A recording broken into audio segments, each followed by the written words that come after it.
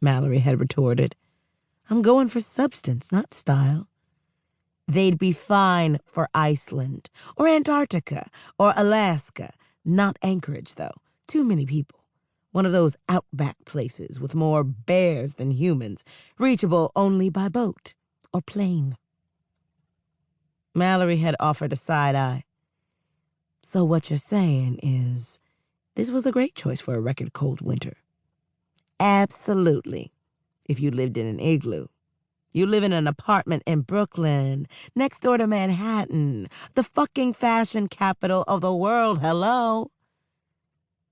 Mallory had laughed so hard she snorted, which caused Leigh's lips to tremble until she couldn't hold back, and joined her friend in an all-out guffaw. Complete opposites, those ladies. One practicality and comfort, stretched jeans and tees. The other back-breaking stilettos and designer everything.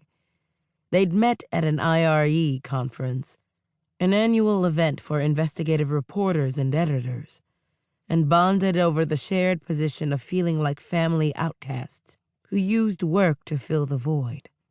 Leigh was the self-proclaimed heathen in a family of Jehovah's Witnesses, while second marriages and much younger siblings had made Mallory feel like a third wheel in both parents' households. To Mallory, Leigh felt like the sister she'd imagined having before her parents divorced. That morning, a year ago, she'd stopped at a coffee shop for her usual extra large with an espresso shot, 2 creams and 3 sugars.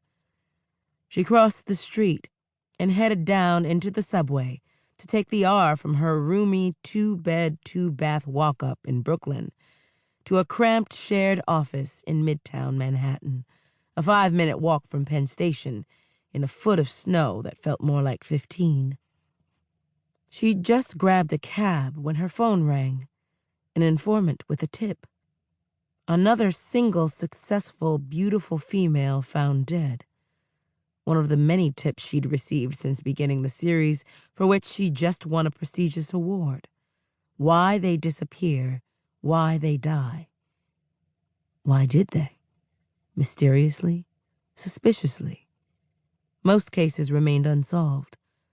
Heart racing, Mallory had directed the cabbie away from her office down to Water Street and a Tony building across from the South Street Seaport, the building where Leigh lived, where they'd joked and laughed just days before.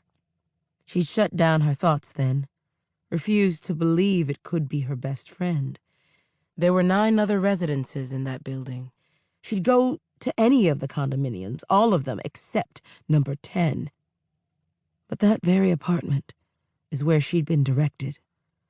The apartment teeming with police, marked with crime tape.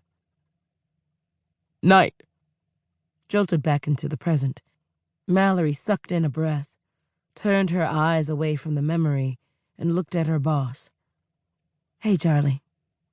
What are you doing here? It's Friday. I thought I told you to take the rest of the day off and start your weekend early. I am.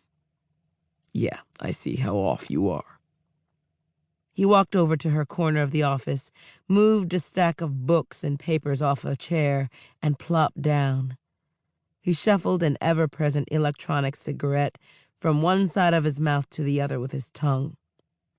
That wasn't a suggestion. It was an order. Get out of here. He sounded brusque, but Charlie's frown was worse than a fist. It had taken her almost 3 years to figure that out. When she started working at New York News, just over 4 years ago, he was intimidating, forceful, and Mallory didn't shrink easily. 6'5" with a shock of thick salt and pepper hair and a paunch that suggested too many hoagies, not enough salad, and no exercise. He'd pushed Mallory to her limit more than once. She'd pushed back, worked harder, won his respect. I know it's a hard day for you. His voice was softer, gentler now. Yep. One she didn't want to talk about. She powered down her laptop, reached for the bag. She'd have been proud of you for that. What? He nodded toward her inbox. Oh.